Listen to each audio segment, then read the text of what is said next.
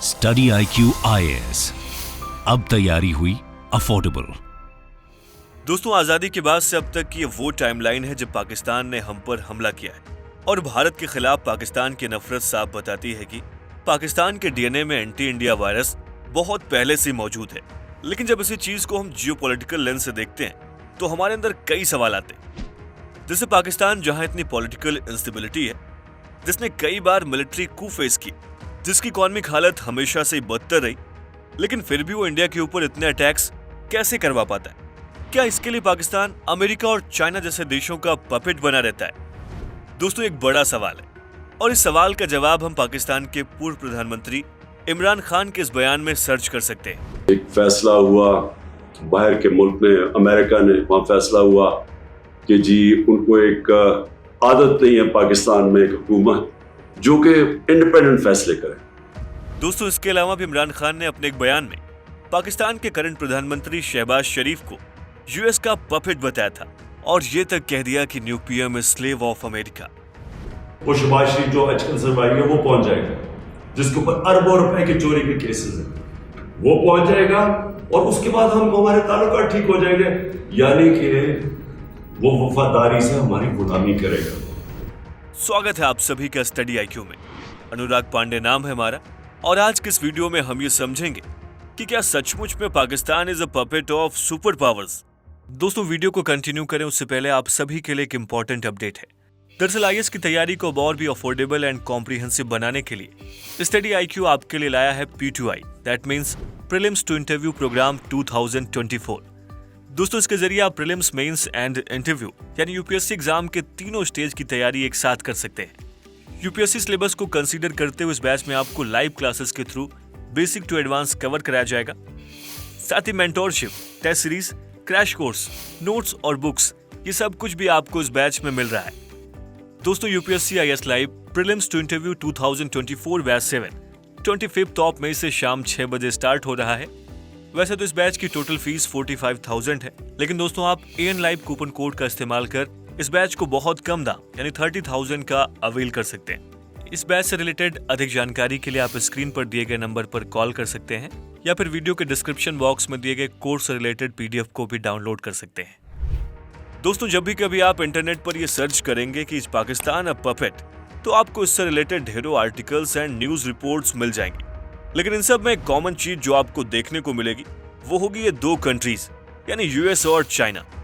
दोस्तों, यही वो दो देश हैं जिनके बारे में कहा जाता है कि अपना उल्लू सीधा करने के लिए जब जब इन्हें जरूरत महसूस हुई, इन्होंने पाकिस्तान को अपना पपेट बनाया। और दिलचस्प बात यह है कि पाकिस्तान भी इसमें खुश है। तो आइए एक एक करके इन दोनों देशों के साथ पाकिस्तान के रिश्तों को समझते हैं और जानने की कोशिश करते हैं कि कब और कैसे पाकिस्तान इन कंट्रीज का पपेट बन गया। दोस्तों, 1947 में इंडिया को अपनी आजादी के साथ साथ पार्टीशन का भी दुख था और इसी बंटवारे ने एक और आजाद देश को जन्म दिया जिसका नाम था पाकिस्तान। दोस्तों, अमेरिका जो खुद को डेमोक्रेसी का रक्षक बताता है, उसकी नजर इन दोनों देशों पर पड़ी और उसने भारत और पाकिस्तान दोनों के साथ रिलेशन बनाने की कोशिश की। ये वो समय था जब वर्ल्ड वॉर 2 के बाद यूएसए एंड सोवियत नेशंस के बीच में सुप्रीमेसी की लड़ाई शुरू ही होने वाली थी, जिसको बाद में कोल्ड वॉर के नाम से जाना गया। दरअसल कोल्ड वॉर के टाइम अमेरिका ये चाहता था कि उसका एक स्ट्रॉन्ग अलाई एशिया में भी हो, लेकिन जैसा कि आप सब जानते हैं कि इंडिया ने कोल्ड वॉर में नॉन अलायंस को चुना था। दोस्तों, इंडिया इस चीज में बहुत क्लियर था कि स्टार्टिंग में उसे अपना सारा फोकस देश की प्रॉब्लम्स को सॉल्व करने में लगाना है, जबकि वहीं हमारे पड़ोसी देश पाकिस्तान ने अमेरिका का अलाई बनना एक्सेप्ट कर लिया और 1954 में अमेरिका और पाकिस्तान के बीच एक mutual defence assistant agreement sign हुआ। दोस्तों, इसके तहत पाकिस्तान के सिपाहियों को अमेरिका में मिलिट्री ट्रेनिंग दी गई और बदले में पाकिस्तान ने यूएस को अपना एयरबेस इस्तेमाल करने की परमिशन दी। माना जाता है कि अमेरिका का इसके पीछे मकसद ये था कि वो अफगानिस्तान में सोवियत यूनियन पर नजर रख सके। कुछ साल पहले अमेरिका स्टेट के डिक्लासिफाइड डॉक्यूमेंट्स में ये बात साफ साफ कही गई थी कि अमेरिका ने अफगानिस्तान में सोवियत यूनियन को हटाने के लिए पाकिस्तान को सपोर्ट किया। दोस्तों, इस सपोर्ट का कारण ये था कि अमेरिका कैसे भी करके इस जंग में शामिल होना चाहता था। दरअसल 25 दिसंबर 1979 को यूएसएसआर ने अफगानिस्तान को इन्वेड किया। इसके बाद दोनों के बीच एक जंग शुरू हो गई और दोस्तों, अमेरिका को यह अंदाजा लग गया था कि इस वॉर की वजह से सोवियत यूनियन खत्म हो सकती है और इसीलिए अमेरिका हर कीमत पर इस युद्ध में शामिल होना चाहता था। लेकिन दोस्तों अमेरिका इस वॉर में डायरेक्टली इन्वॉल्व ना होकर प्रॉक्सी तरीके से सोवियत के खिलाफ जंग की शुरुआत करता है। ऑपरेशन साइक्लोन के जरिए अफगानिस्तान के रेबल्स को सोवियत से लड़ने के लिए हथियार और पैसा प्रोवाइड करता है, और इन सब के लिए वो जिस कंट्री का इस्तेमाल करता है वो देश था हमारा पड़ोसी पाकिस्तान। दोस्तों ऐसा नहीं था कि पाकिस्तान ने ये सब कुछ अमेरिका के लिए फ्री में किया, बल्कि इसके बदले यूएस से जो पैसे मिले उसी से पाकिस्तान ने अपनी एक मिलिटेंट फोर्स तैयार की। और इस बात की कंफर्मेशन हमें तब मिलती है जब पाकिस्तान के पूर्व राष्ट्रपति परवेज मुशर्रफ ने एक इंटरव्यू के दौरान ये बात कबूली थी कि वो सारी दुनिया से मुजाहिदीन यानी कि मुस्लिम रेबल्स को अपने पास लाए थे।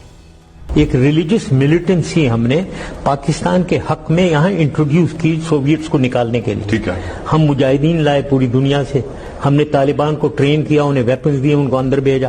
दोस्तों हैरान करने वाली बात यह है कि पाकिस्तान ने जो मिलिटेंट फोर्स तैयार की उसका सिर्फ एक ही मकसद था, और ये मकसद था इंडिया और इंडियन आर्मी के साथ युद्ध। दोस्तों परवेज मुशर्रफ ने उस इंटरव्यू में ये बात भी साफ साफ कही थी, किसी ग्रुप से आगे चलकर लश्कर तैयबा जैसे टेररिस्ट ऑर्गेनाइजेशंस बने। साथ ही इसी इंटरव्यू में उन्होंने ओसामा बिन लादेन को अपना हीरो भी बताया था। दोस्तों इस तरह से हम समझ सकते हैं कि हमेशा से ही पाकिस्तान एक तीर से दो निशाने लगाने की कोशिश करता आया है। तो इस तरह से आप देख सकते हैं कि कैसे सोवियत को खत्म करने के लिए यूएस ने पाकिस्तान का इस्तेमाल किया, और पाकिस्तान अमेरिका से लिए पैसों के दम पर भारत में आतंकवाद फैलाने की कोशिश करता रहा। बाद में दोस्तों जब इसी मिलिटेंट ग्रुप ने अलकायदा को सपोर्ट करना शुरू किया तो इसका नतीजा अमेरिका में हुए 9/11 हमले के रूप में सामने आता है। इस घटना के बाद अमेरिका ने आतंकवाद के खिलाफ मोर्चा खोल दिया और अपने वॉर को लड़ने के लिए एक बार फिर से अमेरिका ने पाकिस्तान का इस्तेमाल किया। दोस्तों पाकिस्तान को अपने साइड करने के लिए अमेरिका ने पुरानी सरकारों द्वारा लगाए गए सभी प्रतिबंधों को हटा दिया। साल 2003 में तो अमेरिका ने पाकिस्तान के $1 बिलियन तक के लोन को भी माफ कर दिया था, और इसके अगले साल तत्कालीन अमेरिकन प्रेसिडेंट जॉर्ज बुश ने पाकिस्तान को अपना नॉन नेटो अलाई होने की घोषणा कर दी। दोस्तों इससे साफ हो जाता है कि कैसे अमेरिका जैसे एक सुपर पावर देश ने पाकिस्तान को अपने इशारों पर नचाया है। आइए अब उस दूसरे देश के बारे में भी जान लेते हैं जो पाकिस्तान को अपने जाल में फंसाता जा रहा है। दोस्तों चाइना और पाकिस्तान के रिलेशन भी काफी पुराने। 1947 में चाइना की नेशनलिस्ट पार्टी और कम्युनिस्ट पार्टी के बीच में एक सिविल वॉर चल रहा था। 1949 आते आते चाइना की कम्युनिस्ट पार्टी ये वॉर जीत जाती है, और इसी के साथ 1950 में पाकिस्तान ऐसी तीसरी नॉन कम्युनिस्ट और पहली मुस्लिम कंट्री बन जाती है जिसने चाइना की गवर्नमेंट को रिकॉग्नाइज किया था। दोस्तों यहीं से इन दोनों देशों के रिश्तों की शुरुआत होती है। जैसा कि हम सब जानते हैं कि चाइना हमेशा से ही भारत के अरुणाचल प्रदेश को अपने देश का हिस्सा कहता आया है, और ठीक इसी तरह पाकिस्तान भी भारतीय राज्य कश्मीर को अपना मानता है। ऐसे में देखा जाए तो चाइना और पाकिस्तान इंडिया को अपना कॉमन दुश्मन मानते हुए अपने आपसी रिश्ते मजबूत करते रहे हैं। दोस्तों इंडिया के साथ 1965 एंड 1971 की वॉर में पाकिस्तान को चाइना ने सपोर्ट किया था। यहाँ तक कि कई लोगों का तो मानना यह भी है कि इन दोनों ही वॉर में चाइना ने पाकिस्तान को मिलिट्री सप्लाई एंड अपने ट्रूप्स भी भेजे थे। इसके बाद 1978 में चाइना और पाकिस्तान के बीच काराकोरम हाईवे बनता है जो गिलगिट बाल्टिस्तान के रीजन को सीधा चाइना के सिल्क रोड से कनेक्ट करती है।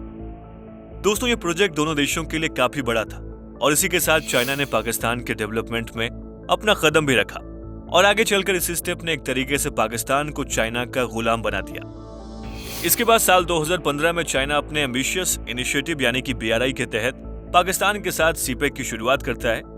सीपेक में अपने प्रोजेक्ट को कंप्लीट करने के लिए पाकिस्तान को चाइनीज पैसों की जरूरत थी, और इस मौके का फायदा उठाते हुए चाइना अपनी अनएथिकल टर्म्स एंड कंडीशंस के साथ पाकिस्तान को कई प्रोजेक्ट्स के लिए लोन देता है। इस तरह से पाकिस्तान चाइना के जाल में बड़ी ही आसानी से फंसता जाता है। IMF के डेटा के हिसाब से पाकिस्तान के $126 बिलियन के टोटल एक्सटर्नल डेट में से $30 बिलियन चाइना होल्ड करता है। साथ ही पाकिस्तान को डेट के जाल में फंसाने के बाद अब चाइना की नजर उसकी मीडिया पर भी है। दोस्तों सितंबर 2021 में दोनों देशों ने एक नए फोरम की शुरुआत की, और इसका नाम चाइना पाकिस्तान मीडिया कॉरिडोर रखा गया है। देखा जाए तो इसके जरिए चाइना पाकिस्तान की मीडिया को कंट्रोल कर अपना एक अलग नैरेटिव दुनिया के सामने पेश करना चाहता है। दोस्तों साल 2021 में चाइना और पाकिस्तान के रिलेशन के 70 साल कंप्लीट होने पर बीजिंग में ग्रैंड सेलिब्रेशन प्लान होता है, और विडंबना देखिए, इस मौके को सेलिब्रेट करने के लिए चाइना ने ग्रैंड पपेट शो ऑर्गेनाइज किया था, और पाकिस्तान को बड़ी शिद्दत के साथ इनवाइट किया गया। ऐसे में हम ये साफ साफ देख सकते हैं कि कैसे चाइना और अमेरिका जैसे देश पाकिस्तान का इस्तेमाल करते हैं। लेकिन दोस्तों आपको क्या लगता है, क्या पाकिस्तान का अपना इसमें कोई फायदा नहीं है? आइए इसे भी समझ लेते हैं। दोस्तों, पाकिस्तान ने चाइना और अमेरिका जैसे बड़े देशों का इस्तेमाल अपने फायदे के लिए कई बार किया है और इसे हम कुछ घटनाओं के जरिए समझ सकते हैं। देखा जाए तो 9/11 के हादसे के बाद अमेरिका का सबसे बड़ा टारगेट ओसामा बिन लादेन को पकड़ने का था। दोस्तों, इसके लिए अमेरिका ने अफगानिस्तान के अलकायदा पर अटैक करने के लिए पाकिस्तान से उनके एयरबेस मांगे थे और पाकिस्तान ने खुशी खुशी अपने एयरबेस दे भी दिए थे। पाकिस्तान के इस गेस्चर को अप्रिशिएट करते हुए साल 2003 में अमेरिका ने पाकिस्तान के $1 बिलियन के लोन को माफ कर दिया था। इसके बाद अमेरिका के ही पैसों से पाकिस्तान ने अपनी एक मिलिटेंट फोर्स बना ली और इसका इस्तेमाल वो आज भी कश्मीर रीजन पर करता रहता है। दोस्तों, एक तरीके से देखा जाए तो अमेरिका के पैसों से पाकिस्तान ने अपने पर्सनल वॉर के लिए एक सेना बनाई है। दोस्तों, इसके अलावा ये बात कितनी अजीब लगती है कि अमेरिका जैसे सुपर पावर देश को पाकिस्तान से ओसामा बिन लादेन को पकड़ने के लिए मदद मांगनी पड़ी थी, लेकिन अंत में पता चलता है कि ओसामा को पनाह देने वाला भी पाकिस्तान ही था और इतने बड़े धोखे के बाद भी अमेरिका पाकिस्तान को फॉरेन एड प्रोवाइड करता है। देखा जाए तो $400 मिलियन के F-16 जेट के स्पेयर पार्ट्स भी अमेरिका पाकिस्तान को देता है। इसके साथ ही पाकिस्तान FATF यानी फाइनेंशियल एक्शन टास्क फोर्स की ग्रे लिस्ट से भी आसानी से बाहर हो जाता है। दोस्तों, सोचने वाली बात यह भी है कि साल 2022 में IMF श्रीलंका की मदद नहीं करता, लेकिन पाकिस्तान की मदद के लिए तैयार हो जाता है। और दोस्तों, देखा जाए तो इन सब के पीछे सबसे बड़ा रीजन अमेरिका ही है। दोस्तों, चाइना की बात करें तो साल 2013 में सीपेक के इनिशियल डिस्कशन में तत्कालीन PM नवाज शरीफ ने चाइना को पाकिस्तान के मेजर एनर्जी प्रोजेक्ट्स में इन्वेस्ट करने के लिए कहा था। दरअसल नवाज शरीफ ने अपने इलेक्शन मैनिफेस्टो में ये बात साफ साफ लिखी हुई थी कि उनकी गवर्नमेंट बनने के बाद मेजर फोकस एनर्जी के प्रोजेक्ट्स पर रहेगा। यहाँ तक कि पाकिस्तान की गवर्नमेंट ने अपने वोट बैंक के हिसाब से इन सभी प्रोजेक्ट्स की लोकेशन भी डिसाइड की थी। और दोस्तों, इस तरह से देखा जाए तो चाइना के हेल्प से पाकिस्तानी पॉलिटिशियंस अपना सेल्फ इंटरेस्ट पूरा करने में कामयाब रहे। इन सब के अलावा दोस्तों, ये भी कहा जा रहा है कि जिस वक्त चाइना रशिया यूक्रेन वॉर में रशिया को सपोर्ट कर रहा था, उसी समय चाइना का सबसे बड़ा साथी यानी कि पाकिस्तान यूक्रेन में सैन्य हथियार और टैंक्स आदि को भेज रहा था। और दोस्तों, हम ये कैसे भूल सकते हैं कि पाकिस्तान को न्यूक्लियर पावर बनाने में अमेरिका और चाइना दोनों का ही बहुत बड़ा हाथ रहा है। इस तरह से हम ये कह सकते हैं कि पाकिस्तान ने सिर्फ एक मकसद से इन सुपर पावर्स का पपेट बनना स्वीकार किया है और वो है भारत के साथ अपना रिवेंज पूरा करना।